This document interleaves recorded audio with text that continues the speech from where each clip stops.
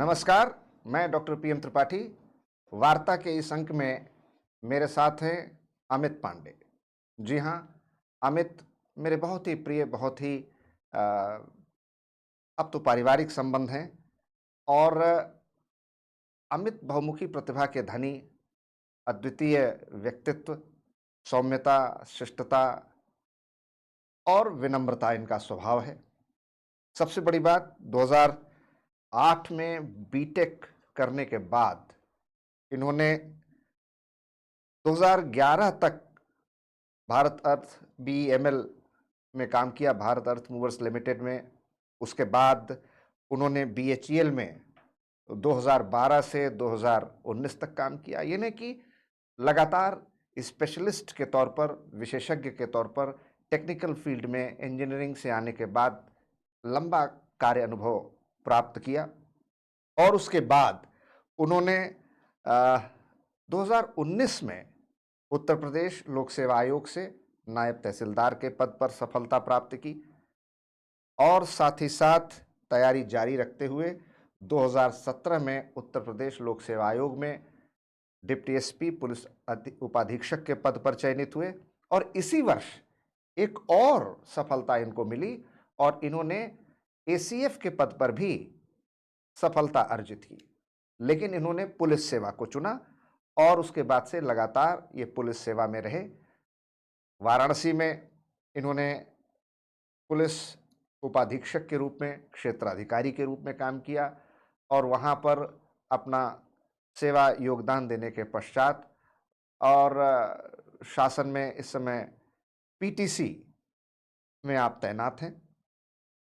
जानेंगे अमित की कहानी, अमित की जुबानी, उनकी शख्सियत, उनकी विशेषताएं, सिविल सेवा के प्रति उनका रुझान, क्यों टेक्निकल फील्ड से, इंजीनियरिंग फील्ड से उन्होंने सिविल सेवा को चुना और सिविल सेवा में भी जो उनके वैकल्पिक विषय, ऑप्शनल सब्जेक्ट थे, वो फिलॉसफी और सोशल वर्क। यानी आप सोच सकते हैं कि इनकी रुचि, वैविध्यता कितनी अधिक रही है, इनका दृष्टिकोण कितना विस्तृत रहा है। हमारे जो तैयारी करने वाले छात्र छात्राएं इस समय इस पॉडकास्ट को देखेंगे, जो वार्ता हमारा ये अंक प्रसारित होगा, उससे जानेंगे, सीखेंगे और समझेंगे, प्रेरणा लेंगे इनके व्यक्तित्व से, इनके कृतित्व से। बहुत बहुत स्वागत अमित आपका। सर प्रणाम सर। हाँ। सभी अमित, सभी आपने जितनी मेरे बारे में बताया सर शायद वो आपने अतिशयोक्ति के रूप में मेरी इतनी प्रशंसा की है, लेकिन मैं आप में हमेशा एक मेंटर को देखता हूँ सर। और प्रत्येक व्यक्ति को मतलब जीवन में एक आदर्श व्यक्ति को एक मेंटर के रूप में चुनना चाहिए। सर मैं आपका भी आभार करता हूँ सर, आपने मुझे इतना प्रशंसनीय समझा। मैं अमित हृदय से बता रहा हूँ, आपको ये अतिशयोक्ति लग रही है, ये आपकी विनम्रता है, आप इसके पात्र हैं और मैंने कुछ भी अतिशयोक्ति में नहीं कहा है। जो मैंने आपके बारे में समझा है, जाना है और जैसा अनुभव किया है, मैंने वैसा व्यक्त किया है, क्योंकि मैं हृदय के ये उद्गार वैसे सामान्यतः आपसे सामने नहीं कह सकता था। ये मुझे मंच मिला अपनी भावनाओं को प्रकट करने का। आप इसके योग्य हैं, आप इसके पात्र हैं। मैं इतने लंबे समय से आपको जानता हूँ धन्यवाद सर। और इसलिए मैंने आपसे जो कुछ कहा वो बहुत आत्मीयता और सच्चाई के साथ कहा। अमित, मेरा पहला प्रश्न ये है कि इतने लंबे समय तक आपने इंजीनियरिंग करने के बाद टेक्निकल फील्ड में काम भी किया, फिर सिविल सेवा का ख्याल कहाँ से आया? क्यों आपने अपने क्षेत्र में ही और आगे बढ़ने का नहीं सोचा? जबकि आपके पास अवसर भी था, लगातार आपने इतनी नौकरियां छोड़ी, पकड़ी और फिर अंततः आप डिप्टी एसपी के पद पर आ गए। ऐसा क्यों और कैसे हुआ? सर क्योंकि हम लोग जिस बैकग्राउंड से आते हैं, सोशल बैकग्राउंड जो होता है उसमें अ, आप देखेंगे कि प्रायः अ, अगर किसी से लड़के से आप पूछें क्या बड़े होकर क्या बनोगे, तो उसका जवाब शायद इंजीनियर डॉक्टर के सिवाय अगर कोई तीसरा ऑप्शन वो अगर बोलेगा तो आईएएस बोलेगा या आईपीएस बोलेगा। ठीक कह रहे हैं। तो जीवन में हमारे भी ऐसे बहुत सारे लोग मिले जो बचपन से प्रेरणा देते हैं। क्या उन्होंने काम किया कि लड़का बड़ा होकर आईएएस बनेगा या आईपीएस बनेगा, इस प्रकार की बातें उठी। तो दिमाग में एक जिज्ञासा थी कि हम सिविल सेवा में भी जाने का प्रयास करेंगे। परिस्थितियाँ भी कुछ ऐसी बनी, इंजीनियरिंग फील्ड में थोड़ी सी बोरियत होने लगती है। प्रायः जब मैं बीएचईएल में था तो बीएचईएल एक बहुत बड़ी महारत्ना संस्था है सर, और बिल्कुल बिल्कुल। पावर सेक्टर की बेहतरीन ऑर्गेनाइजेशन है जिसमें काम करने का मुझे मौका मिला। मैं इसको अपना ईश्वर का दिया हुआ आशीर्वाद मानता हूँ।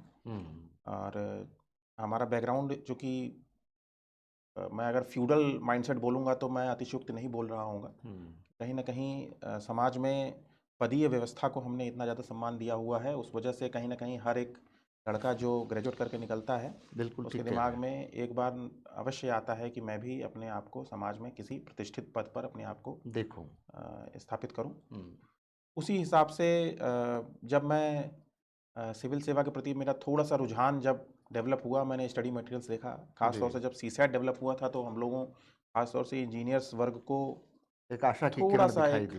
अतिरिक्त एक एज मिला कि हम लोग सीसैट जैसी जो हमारे संस्था वो है, पेपर की व्यवस्था है, उसमें हम लोग अच्छा स्कोर कर सकते हैं। तो उस वजह से एक इंटरेस्ट भी आया और मौका भी मिला। तो हम लोगों ने हम लोगों क्या कहना, मतलब जो इंजीनियर वर्ग है उसको थोड़ा अच्छा लगा।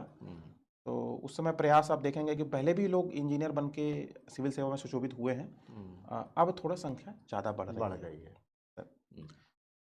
तो आपने किस साल से तैयारी के लिए प्रयास शुरू किए? कैसे आपकी ये यात्रा शुरू हुई? सर 2009 में मैं अहमदाबाद में पोस्टेड था उस समय, भारत अर्थ मूवर्स में। तो छुट्टी पे आया था तो दिमाग ऐसा घूमा कि चलो कुछ पहले तो विषय के बारे में जानकारी प्राप्त करते हैं कि आखिर सिविल सेवा में पढ़ाई कौन कौन सी करनी होती है। उस समय गूगल इतना एनरिच नहीं था कि आप उससे गूगल से आप समस्त जानकारी ले सूचनाएं आप पाते, इकट्ठा या कर यूट्यूब सकें। वगैरह से भी हाँ, यूट्यूब पे भी सोशल आपको मीडिया पे इतनी जानकारियां चीज़ें नहीं नहीं थी अवेलेबल। बिल्कुल ठीक तो है। मैं आपको याद नहीं रहा होगा लेकिन मुझे याद है मैं आपसे मिला भी था। अच्छा। और अच्छा। उस समय मैंने आपसे पूछा था तो आपने मुझे बड़े भाई के गाइड की तरह आपने मुझे बताया कि पहले नौकरी में कंफर्मेशन हो जाए, उसके बाद में आप तैयारी करने के बारे में सोचना, क्योंकि अहमदाबाद से लखनऊ का जो डिस्टेंस है नहीं, मुझे वो बिल्कुल याद नहीं है। वो उस समय क्योंकि सर मेरे लिए एक अच्छा मोमेंट था वो, तो मैं उसको याद रखा हुआ हूँ सर। तो उस दौरान जो है सर मैंने यह मन बनाया।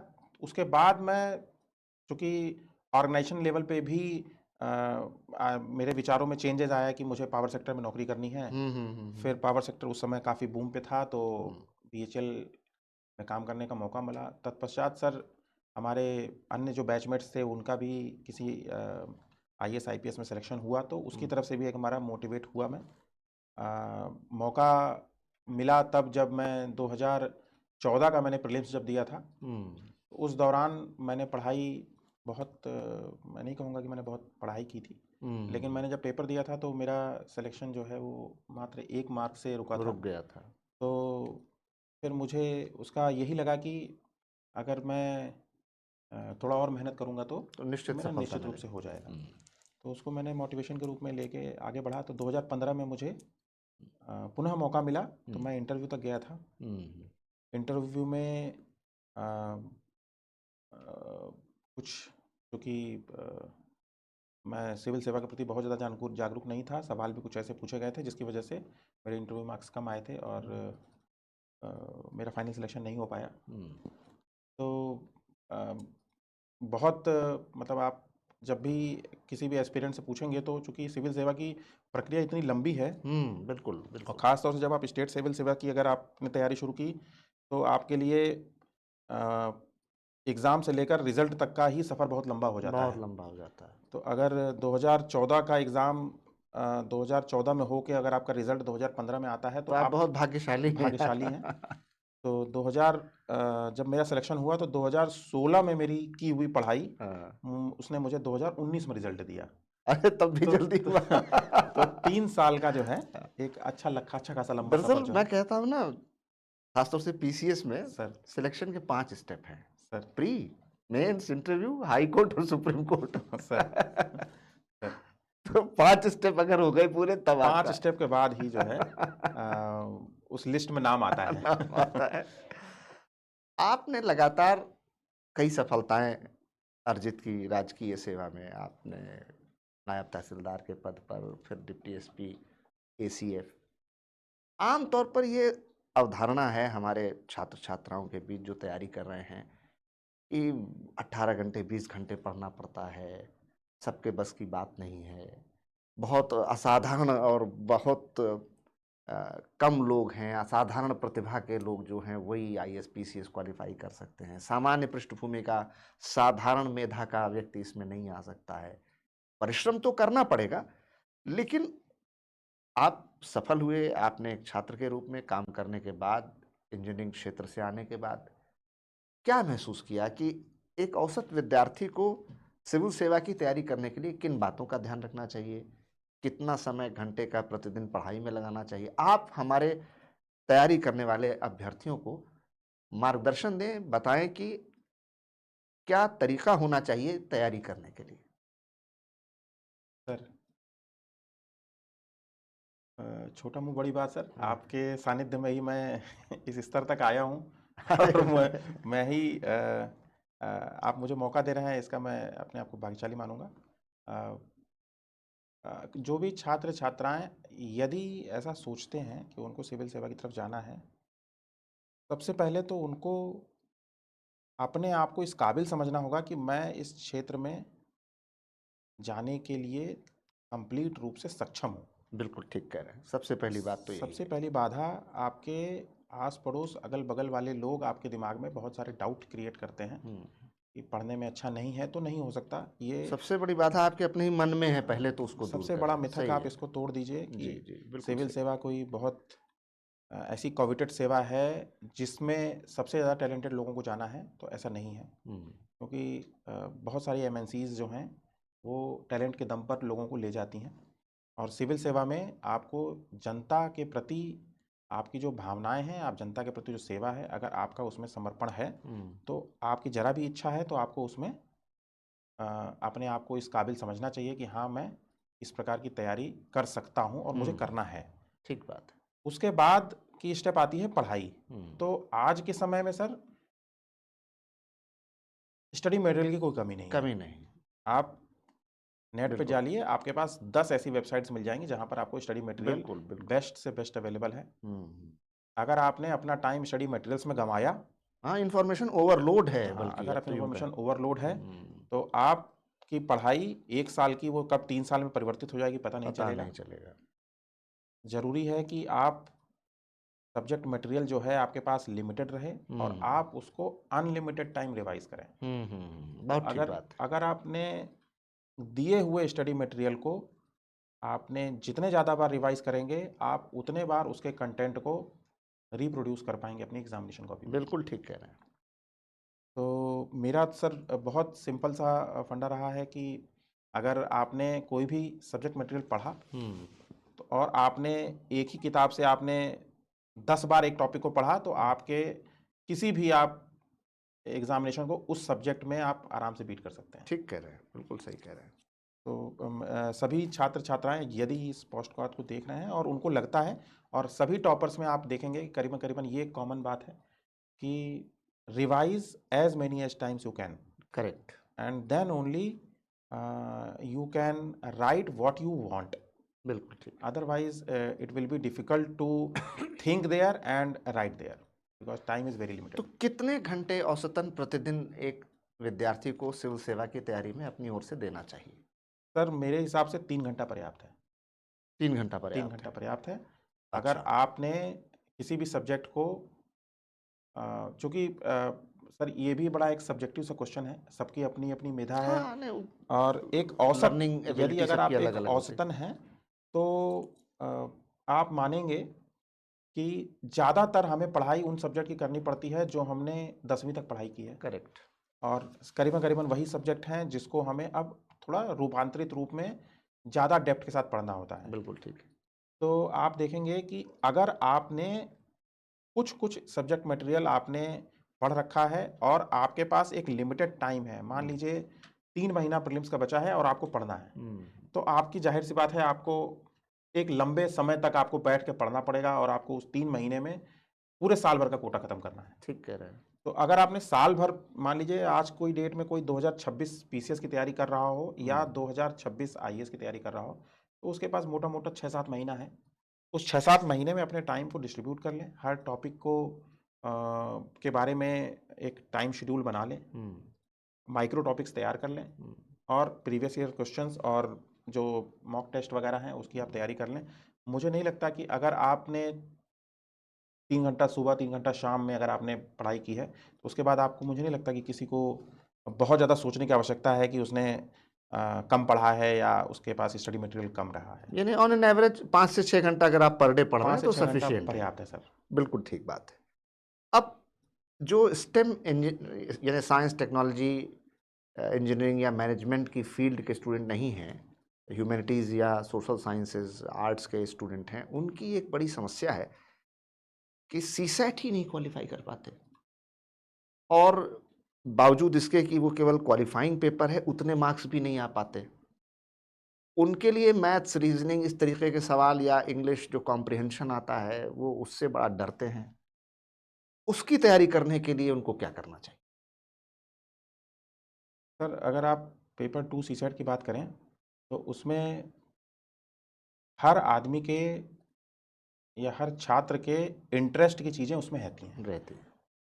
जैसे अगर आपका मैथ और रीजनिंग का अगर आपका स्ट्रांग होल्ड है तो अगर आप इंग्लिश के बारे में आपका थोड़ा सा कम भी आपके पास हाँ, तो आप नॉलेज है मैनेज कर तो लेंगे। आप उसको मैनेज कर ले जाएंगे। ठीक है। उसी हिसाब से यदि इंग्लिश और आपके पास कॉम्प्रिहेंशन या उससे संबंधित जो भी आपके वर्ड लाइक की रीजनिंग जो होती है, अगर आप उसको पढ़ना जानते हैं तो अगर आपको मैथ नहीं भी आती है या तो आप तो भी आप मैनेज उसको कर मैनेज कर ले लेंगे। जाएंगे। बिल्कुल ठीक बात है। कुछ टॉपिक्स ऐसे होते हैं जो जनरली बहुत कॉमन एटीट्यूड उसका एप्टीट्यूड उसके लिए आवश्यक है, और अगर आपने वो क्वेश्चन गलत किए जो सब सही कर रहे हैं तो फिर आपने मिस्टेक कर दिया है।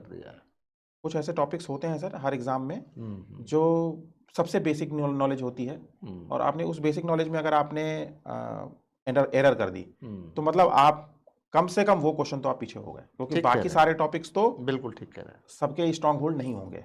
यानी हमें सीसैट के पेपर में उस ट्रैप से बचना चाहिए कि सारे क्वेश्चन अटेम्प्ट करने हैं और हम ज़्यादा से ज़्यादा क्वेश्चन कर लें, बजाय इसके आप ध्यान दें कि उतने करें जितने में आपका क्वालिफाई हो जाए। दूसरा सर एक जो मैंने जो इसको नोटिस किया कि सीसैट का पेपर लोग प्लानिंग से करें कि मुझे मैथ मेरी अच्छी है, मैं मैथ को अच्छा कर लूँगा, ठीक बात उसके बाद मैं ऑप्शन एलिमिनेशन करूँगा। अगर ठीक मुझे बात है। ऑप्शन एलिमिनेशन करना आता है तो अगर आप ऑप्शन एलिमिनेशन पे ध्यान देंगे तो आप में कम से कम आप 50% तो आप उस क्वेश्चन को सॉल्व कर ले कर जाएंगे। ले जाएगा।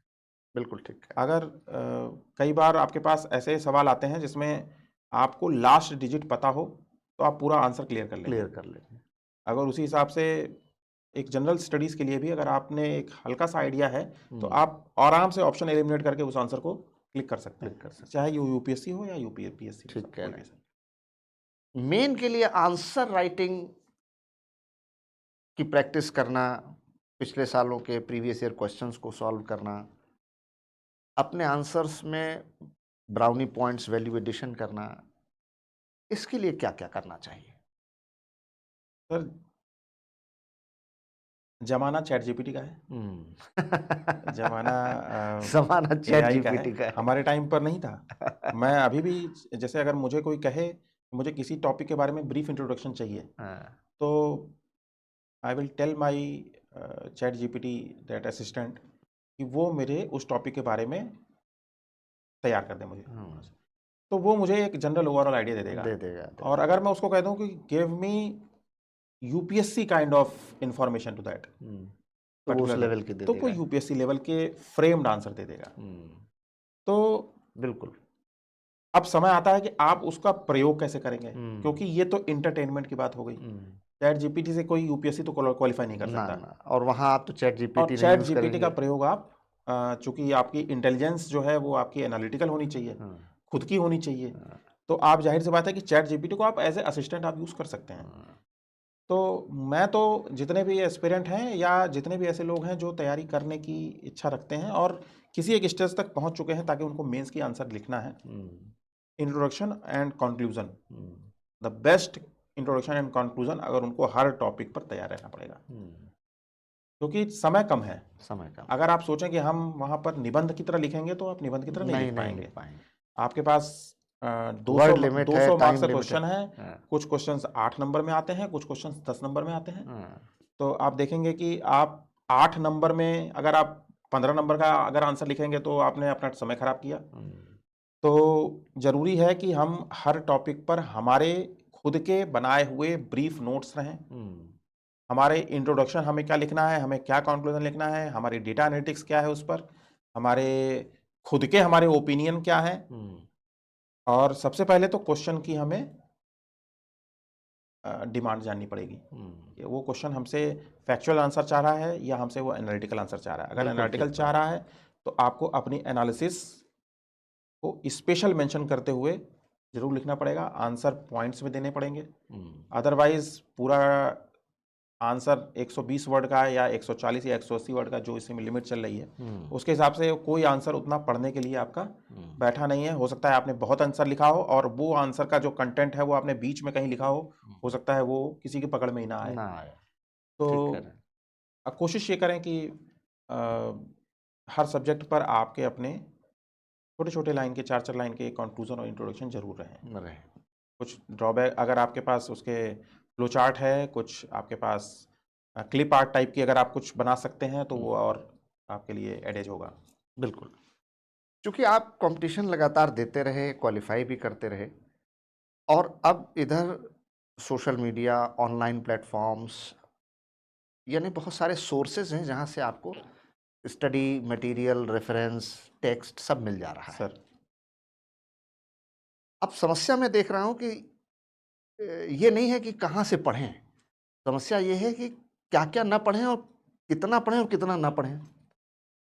तो बच्चों को ऑनलाइन मीडिया से कितना, ऑनलाइन प्लेटफॉर्म से कितना, टेक्स्ट बुक से कितना, कैसे उन्हें अपने कंटेंट को डेवलप करना चाहिए? क्योंकि मैं देखता हूँ डिस्ट्रैक्शन बहुत हो गया है।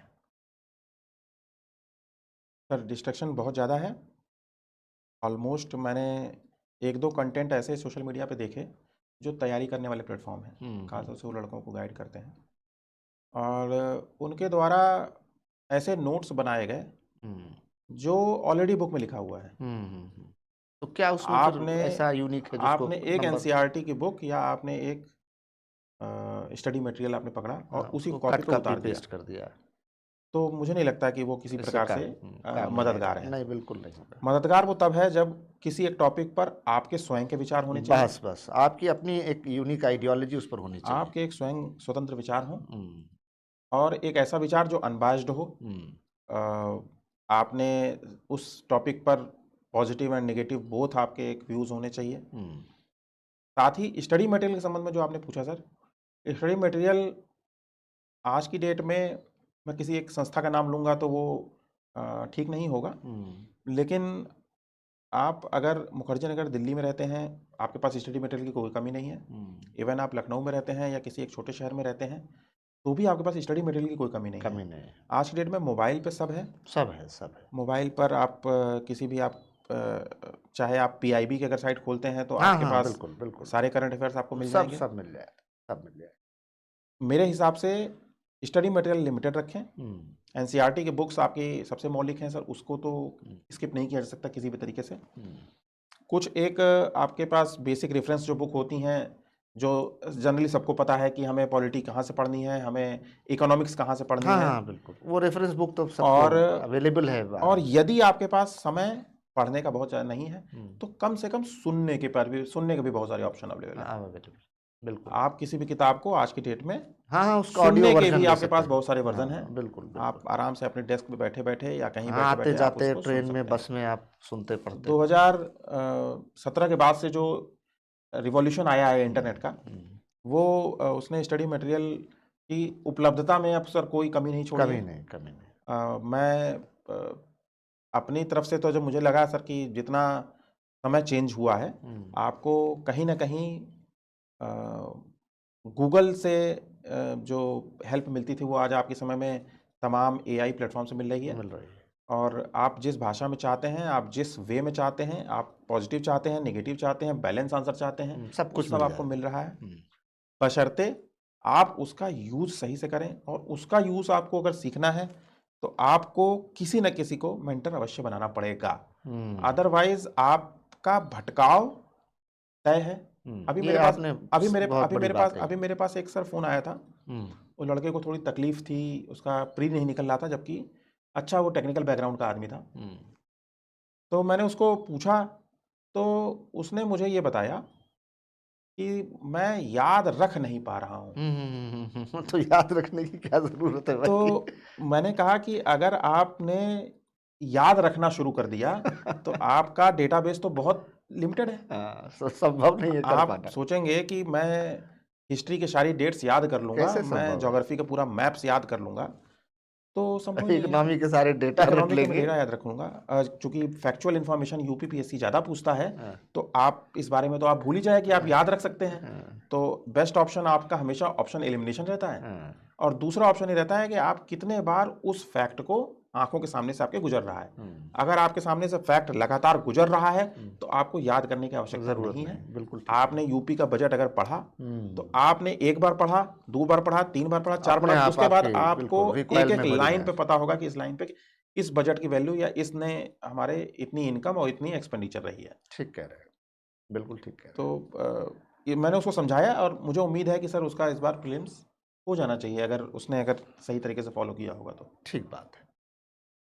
एक स्टूडेंट के रूप में, एक सिविल सर्विसेज एस्पायरेंट के रूप में आपको क्या लगता है, खासतौर से कोविड के बाद जब अचानक से ऑनलाइन प्लेटफॉर्म्स बहुत सारे आ गए और उससे सुगमता, सुविधा, सरलता निश्चित रूप से बढ़ी। आप अपने घर, गांव, देश जहां भी हैं आराम से अपना, अगर बस इंटरनेट कनेक्शन चाहिए, एक फ़ोन आपका स्मार्टफोन चाहिए, आप तैयारी कर सकते हैं। तो ये जो ऑनलाइन वर्सेस ऑफलाइन की डिबेट है, इसको आप किस तरह से देखते हैं एक एस्पायरेंट के रूप में? Online is a good assistant sir. अगर आप but a online bad master. अगर आप हाँ आप ऑनलाइन हैं तो आपके पास डिस्ट्रैक्शन भी बहुत है। पिक एंड चूज की पॉलिसी होनी चाहिए। आप पिक करिए। बुक्स आपकी ऑलवेज ए गुड कैंपेनियन है। हाँ हाँ हाँ, देयर इज तो नो डाउट बुक्स अबाउट को अगर आपने सोचा कि हम मैं रिप्लेस कर दूंगा, तो बुक्स तो रिप्लेस नहीं इट। होंगी, नहीं होंगी। चाहे आज हो चाहे आज से 10 साल बाद हो। Either in the way of Kindle reader पे आप उसको पढ़ लें या आप उसको हार्ड कॉपी में पढ़ लें या सुन लें। या सुन लें। अगर आपने किताब आपके हाथ में नहीं आई तो इसका मतलब है कि आपने कहीं ना कहीं एक ऐसे पार्ट को मिस किया है जो आपको थॉट प्रोसेस में आपकी हेल्प कर सकता था। क्योंकि जब आप सुनते हैं तो समझते तो आप बहुत ज़्यादा हैं। सुनने पे, और अगर आपका अलॉन्ग विथ रीडिंग अगर आप उसको असिस्ट कर लें तो आपकी कम से कम ग्रेस्पिंग कैपेसिटी 20% तो बढ़ जाएगी। हाँ, हम भी जब अपने स्टूडेंट डेज में तैयारी करते थे तो मुझे याद है, जो डिफ़िकल्ट सब्जेक्ट्स होते थे या जिनमें थोड़ा-सा तैयारी ज़्यादा करनी पड़ती थी, हम सुबह उठ कर के अपने नोट्स बोल-बोल के पढ़ते थे और चलते, घूमते-फिरते बैठे। सर तो बोलने से और सामने देख के पढ़ने से वो मेमोरी में ज़रा ज़्यादा जल्दी से जज़्ब हो जाता था। सर मैं सर मैं आपको एक बड़ा ऐसा किस्सा बताता हूँ कि जब मैंने एसीएफ का फॉर्म भरा था हाँ, उस समय आरएफओ की कुछ पोस्ट थी। हाँ, हाँ, तो मुझे हाँ। लगता है 100 के आसपास रही होंगी। अच्छा, अच्छा। और एसीएफ की आई होप 15-16 पोस्ट थी। हाँ, बहुत कम थे। तो मैंने सिर्फ एसीएफ ही सेलेक्ट किया था उसमें। हाँ। तो एसीएफ ऐसा मेरा फोर्ट नहीं था कोई कि मैं एसीएफ का मुझे सिलेक्शन लेना है या क्या करना है। मतलब I took it is a challenge कि अगर मैं 15 सीट के लिए भी एग्ज़ाम दे सकता हूँ तो मेरा सिलेक्शन हो जाना चाहिए यूपीपीसीएस वो में भी, तो कहीं मुझे भी याद है उस समय जब आप आए थे और डिप्टी एसपी का हो चुका था और एसीएफ का भी रिजल्ट आया था। उस दरमियान हमारी आपकी मुलाकात और बातचीत हुई थी इस विषय पे। तो लेकिन वो बात जो आप आज बता रहे हैं, इस पर डिस्कशन नहीं हुआ था। हाँ, तो उसमें मैंने सर जो सब्जेक्ट लिया था वो animal husbandry and veterinary sciences लिया था। अच्छा, अच्छा। ये तो कमाल की बात है। Animal husbandry and veterinary sciences, लोगों को लगेगा कि ये कैसे ले ये ली? मजाक कैसा है हाँ, कि मतलब एक इंजीनियरिंग ग्रेजुएट एनिमल हस्बेंड्री। हाँ with philosophy and social work अगर उसने तैयारी किया तो एनिमल हस्बेंड्री और नहीं, वेटनरी साइंसेज कैसे फिलॉसफी और लेगा। सोशल वर्क तो फिर समझ में आती है बात कि तो आदमी कर लेगा। मेरे पास थोड़ा समय था। हाँ। चूँकि मैं हमेशा यही बताता हूँ कि आपकी नॉलेज का टेस्ट नहीं है। ट्रू। हाँ, आपकी नॉलेज का टेस्ट नहीं है, आपके प्रेज़ेंटेशन का टेस्ट है वो। बिल्कुल, बिल्कुल सही कह रहे हैं आप, बिल्कुल और सही कह रहे हैं। आपने अगर अच्छा प्रेज़ेंट किया है, हुँ, तो आप शायद नॉलेज वाले पार्ट को स्किप कर देंगे। कर देंगे। और मैं इसको ये नहीं कहता कि मैं पूरे सिस्टम की मौकरी कर रहा हूँ, हुँ, कि ये मतलब मैं 15 सीट्स के लिए मैं एनिमल हस्बेंड्री से कैसे सेलेक्ट हो सकता हूँ। हुँ, सिर्फ मुद्दा बताने का ये है कि आपका एजुकेशनल बैकग्राउंड मायने नहीं रखता है नहीं किसी रखता एग्ज़ाम है। के लिए। हुँ, अनलेस और अनटिल वो आपकी सब्जेक्ट स्पेशलाइजेशन को आपको कंफर्म कर रहा हो, हुँ, तो आप किसी भी एग्ज़ाम को किसी सब्जेक्ट से चूज़ कर सकते हैं, unless otherwise you are well prepared for that exam. Very true. जैसे 20 क्वेश्चन मुझे करने हैं, हुँ, 10 क्वेश्चन मुझे पेपर 1 में करने हैं, 10 क्वेश्चन मुझे पेपर 2 में करने हैं। हुँ, एंड आई कैन मेरा जो एग्ज़ाम के प्रति जो मेरा एक सेंस रहा है, मुझे पता रहता है या मुझे पता चल जाता है कि मुझे इस एग्ज़ाम में इस टॉपिक से कौन सी बातें पूछ सकता है। हुँ, अगर उसने वही पूछा है तो मेरे लिए अच्छा है, हुँ, और नहीं पूछा है तो मिलता-जुलता कोई ना कोई तो वो टॉपिक मुझसे पूछेगा। हुँ, तो जैसे मैंने और बताया कि इंट्रोडक्शन एंड कंक्लूजन मेरा हुँ, होना चाहिए, हुँ, क्योंकि animal husbandry and veterinary sciences में डेयरी टेक्नोलॉजी भी था। हुँ, तो डेयरी टेक्नोलॉजी का जो सब्जेक्ट मैटर है वो कहीं न कहीं टेक्निकल था।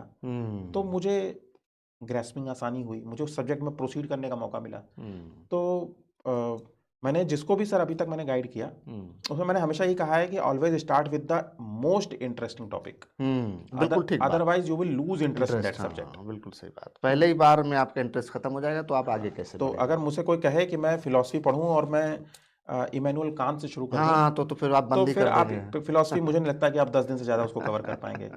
और उसी हिसाब से अगर आपने शायद अद्वैत दर्शन से शुरू किया, तो भी तो मुश्किल में आ आपके जाएँगे। आपके सोचने और समझने का ढंग अगर वो मैच नहीं कर रहा है, हुँ, तो आपका मतलब आपका एंड हो जाएगा उस बुक का। हुँ, तो आपको सबसे पहले तो आपको सबसे जगह इंटरेस्टिंग टॉपिक आपको रहेगी। उठाना बिल्कुल, पड़ेगा। बिल्कुल, बिल्कुल सही कह रहे हैं। बिल्कुल एग्रीड। अब जब आप सिविल सेवा की तैयारी के बाद राजकीय पुलिस सेवा में चयनित हुए, तो अभी तक एक अभ्यर्थी के रूप में या संगठन के बाहर से आप चीज़ों को देख रहे थे। अब आप सिविल सेवा का हिस्सा हो गए, अब आप पुलिस सेवा में अधिकारी के पद पर नियुक्त हो गए। क्या परिवर्तन आपको महसूस हुआ? As an insider and as an outsider? Sir बहुत चैलेंजिंग फील्ड है। हुँ, अ अ, सिविल सेवा की जो चुनौतियाँ होती हैं, हुँ, आई एम फॉर्च्यूनेट इनफ कि मैंने सिविल सेवा की तैयारियों में उतनी चुनौतियाँ नहीं देखी हैं, हुँ, जितनी एक सामान्य अभ्यर्थी करता है। हुँ।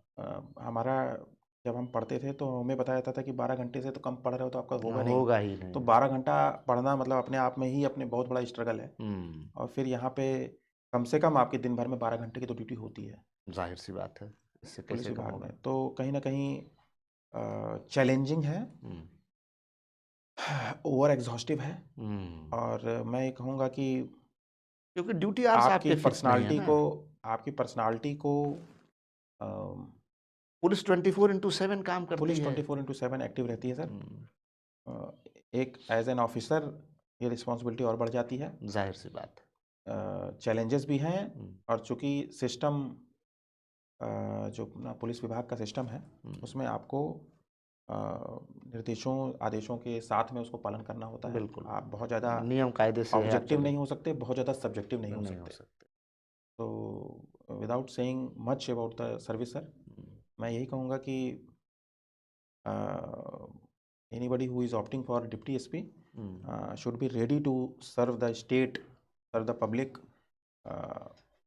for throughout the day, hmm, throughout the year. हुँ। ठीक कह रहे हैं। क्योंकि पुलिस सेवा जो है ये चौबीसों घंटे की सेवा है, इसमें काम के घंटे फिक्स नहीं हैं। होली, दिवाली, त्योहार, ईद, दशहरा ज़िम्मेदारी और बढ़ जाती है। जब सब लोग अपने घर के परिवार के साथ मिलकर तीज त्योहार मनाते हैं, आप प्रायः ड्यूटी पर होते हैं।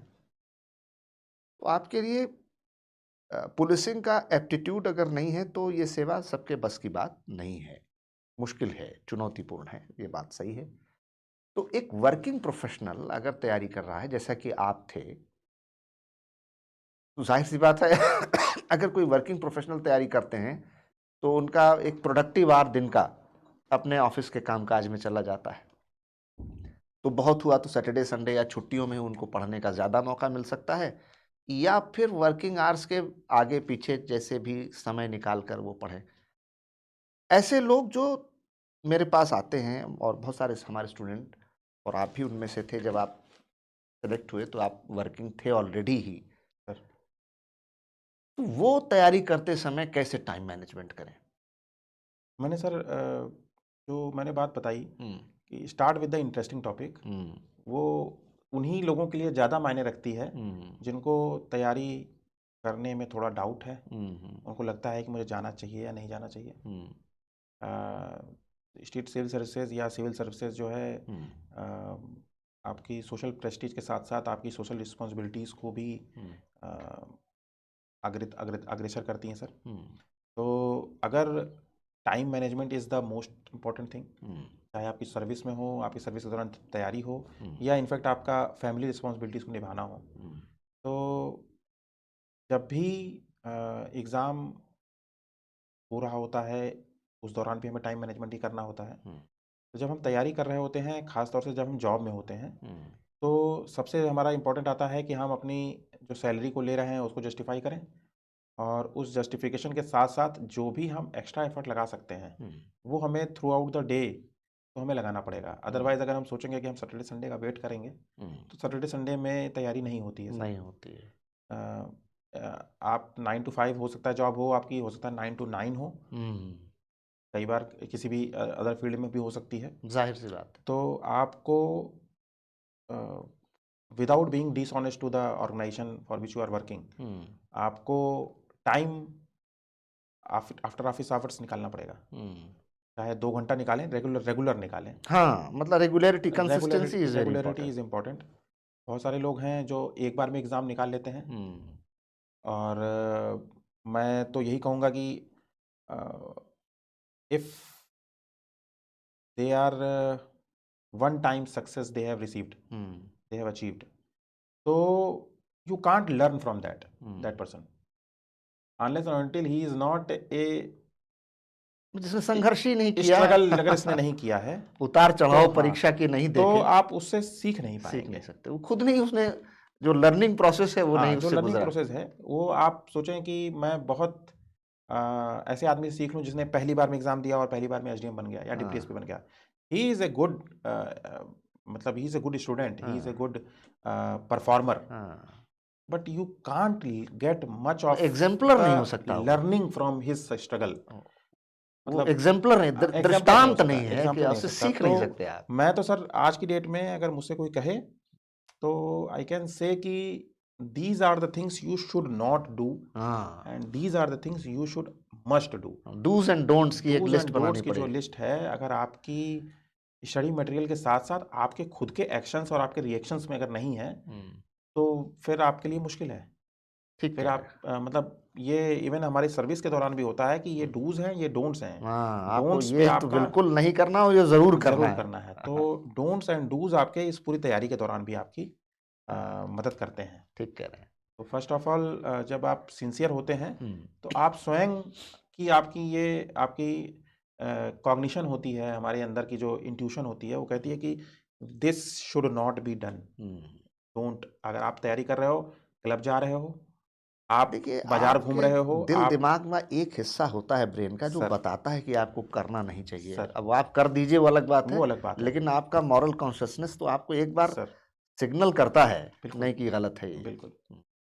तो जो भी लोग हैं तैयारी कर रहे हैं, हम्म, आसपास ऐसे व्यक्तियों को ज़रूर रखें जो आपके मोराल को बूस्ट करते बूस्ट हों। करते हो। अदरवाइज आपको नीचा दिखाने के लिए बहुत लोग लोग लगातार हैं, बैठे बहुत हुए हैं, लोग हैं, बहुत लोग हैं।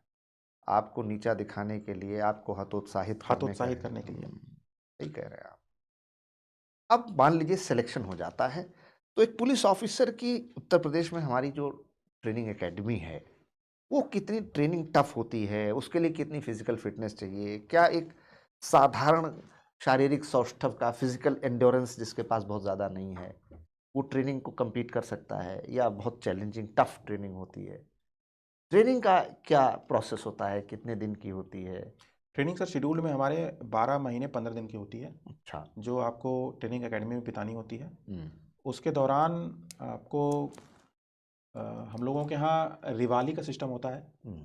दिवाली मतलब उस समय एक बिगुल बजता है हमारे एकेडमी में, और उस साउंड पर आपको बेसिकली बिस्तर छोड़ना होता है। हाँ हाँ हाँ, बिल्कुल। वो हमारा सिग्नल होता है कि ये टाइम सोने का खत्म हो गया। खत्म हो गया, अब उठ जाइए बाहर। अब लोग अपने अपने तैयारी करें और लाइनअप में आना होता है। तो उस लाइनअप में जब हम पहुंचते हैं तो उसके बाद परेड की पूरी एक्टिविटी होती है। तो मान लीजिए मोटा मोटा 5:30 बजे या 5 बजे से हम आप फील्ड पे आ मतलब जाते हैं। हम मैदान पे होते हैं। तो हमें 4:30 बजे उठना ही पड़ेगा। मतलब हमें अपने आप को तो तैयार रखना शुरू करना पड़ेगा। बिल्कुल। तो उसके बाद 2 घंटा 2.5 घंटे की हमारी पूरी परेड का या ड्रिल मतलब की प्रैक्टिस फिजिकल ड्रिल होती है। वगैरह हो गया आपका। और उसके बाद हमारी इंडोर की क्लासेस होती हैं। इंडोर की क्लासेस के बाद में अ, हमें फिर शाम को फिर से पीटी या फिर हमें ड्रिल के लिए जाना पड़ता है। फिर हमारा शाम को खाना पीना होगा, और उसके बाद हमें early to bed, early to bed early to rise वाला सिद्धांत है। सिद्धांत है। तो उसमें हमें समय समय पर उसके शेड्यूलिंग के हिसाब से हमें मोटर व्हीकल की क्लासेस दी जाती हैं ताकि हमें गाड़ी चलाना आ रहे। हमें हॉर्स की तैयारी की जाती है ताकि हमें हॉर्स चलाने की स्थिति में रहें। हमें फायरिंग की अभ्यास कराया जाता है, हमें जंगल की ट्रेनिंग दी जाती है। तो ओवरऑल एक अच्छा पर्सनालिटी डेवलपमेंट होता है। वहाँ होता है सर। सुनते हैं उस्ताद साहब बहुत कठोर होते हैं। सर आपके साथ आपके साथ जो है जितना अनुभव मिला मुझे, उस्ताद के साथ भी उतना ही अनुभव मिला। आपसे भी सीखने को हमें मिल रहा है बहुत, उस्ताद से भी सीखने को मिलता है। बिना जो कहावत है रहीम के दोहे और कबीर के दोहे में है ना कि सर अंदर से तो उसको थपथपाना पड़ता है, ऊपर से भी उसको सहलाना पड़ता है। तो उस्ताद और टीचर का हमारा सर यही महत्व है। बिल्कुल बिल्कुल। कि उनको भी हम लोग गुरु मानते हैं। ठीक कह रहे हैं। तो सीखने को हमें मिलता है, सर टफ भी होते हैं और सम्माननीय है, और उनकी हमें इज्जत रखनी पड़ती है। निश्चित रूप से। बल्कि आप कुछ भी हमारे तैयारी करने वाले बच्चों को कोई संदेश, कोई टिप देना चाहें तो बहुत अच्छा है। मैं सभी लोगों को ये बताना चाहूँगा कि जिस पद के लिए हम जा रहे हैं वो एक एंट्री लेवल का पद है। चाहे आप उसको आप जिस भी रूप में देखते हो, उस संस्था की, उस संस्थान का एक एंट्री लेवल का पद होता है। निश्चित रूप से। और उसमें तमाम चैलेंजेस होते हैं, जिम्मेदारियां होती हैं। हमें उसका पारिश्रमिक भी सरकार एज ए प्रमोशन और एज ए वेतन वृद्धि हमें देती रहती है। लेकिन मैं जो तैयारी कर रहे हैं उनको ये अवश्य बताऊंगा कि कुछ भी असंभव नहीं है। और प्रत्येक पद अपने साथ जिम्मेदारियों को लिए हुआ है। निश्चित रूप से। निश्चित। उसका महत्व जन सेवा, जनता के प्रति सेवा, शासन की नीतियों का पालन कराना होता है। अपने आसपास जो भी आप देख रहे हो, जो लड़के तैयारी कर रहे हों या जो पद पे बैठे होंगे, उनका अधिकांश समय सरकार की नीतियों को पालन कराने में जाता है। बिल्कुल। और तैयारी करने की जो आपकी मोटिवेशन है वो आप अवश्य ग्रहण करें उनसे। साथ ही साथ इस चीज़ को अवश्य ध्यान रखें कि एग्ज़ाम क्लियर करना आपका उद्देश्य नहीं है, एक अच्छा नागरिक बनना भी उद्देश्य होना चाहिए। बहुत बड़ी बात है, एक बहुत सही अच्छा बात है। आप एक मॉडल इंसान बने। मैं सर के पास जब भी आता हूँ तो किन्हीं न किन्हीं बिंदुओं पर सर से चर्चा होती रहती है, और मेरे अंदर पुनः ये एक मोटिवेशन मिलता है कि मैं एक सही आदमी से गाइडेंस लिया हूँ। एक अच्छे सच्चे मार्गदर्शक जो हैं, अगर आपको एक सच्चा मार्गदर्शक आपको जीवन में अवश्य चाहिए होता है, जो आपकी कमियों को, आपकी उपलब्धियों को उसका उचित स्थान दिखाए आपको, और आपको जीवन में प्रेरणा दे। तो सर आपके माध्यम से मैं सबको बस यही बताना चाहूँगा कि छोटी-छोटी बातें आप हमेशा ध्यान रखें कि exam is not of your life, exam is not the main part of your life, it's a very basic part. आप जीवन में बहुत कुछ कर सकते हैं, और exam is very short thing to cherish about. आप पद पे बैठेंगे, हो सकता है उसके बाद आप उन स्ट्रगल्स को बहुत अच्छे से याद रखें और आपके लिए वो हमेशा मार्गदर्शक रहेंगी।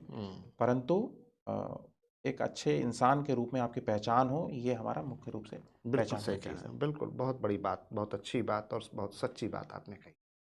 तो आपने देखा हमारे होनहार बिरवान के होत चीकने पात कैसे एक साधारण पृष्ठभूमि से असाधारण उपलब्धि हासिल करने वाला व्यक्ति अपने परिश्रम और पुरुषार्थ से अपने भाग्य, अपने प्रारब्ध का निर्माण करता है।